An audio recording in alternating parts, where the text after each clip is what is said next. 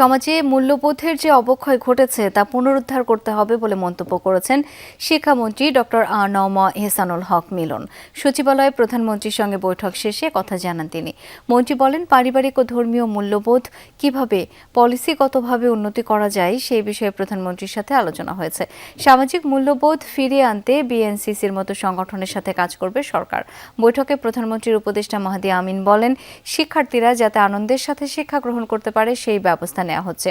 পড়াশোনার পাশাপাশি পাঠ্যক্রম বহির্ভূত কার্যক্রমে গুরুত্ব দিচ্ছে সরকার। উপদেষ্টা বলেন, দেশের সকল শিক্ষার্থীদের সুনাগরিক হিসেবে গড়ে তুলতে হবে। আমরা এমন একটা শিক্ষা ব্যবস্থা চাই যেখানে লার্নিং উইথ হ্যাপিনেস কালচার গড়ে উঠবে। আমাদের শিক্ষা ব্যবস্থাকে আমরা ভ্যালু বেস করতে চাই, প্রিন্সিপাল বেস করতে চাই, এথিক্স বেস করতে চাই, যেন তারা সুনাগরিক হিসেবে গড়ে ওঠে। আমাদের সোসাইটিতে ভ্যালুজের যে অবক্ষয় ঘটেছে, এটা ফ্যামিলি ভ্যালুজ হোক, রিলিজিয়াস ভ্যালু হোক, এই ভ্যালুজকে এখন থেকে আপহোল্ড করতে হবে থ্রু দিস অর্গানাইজেশন।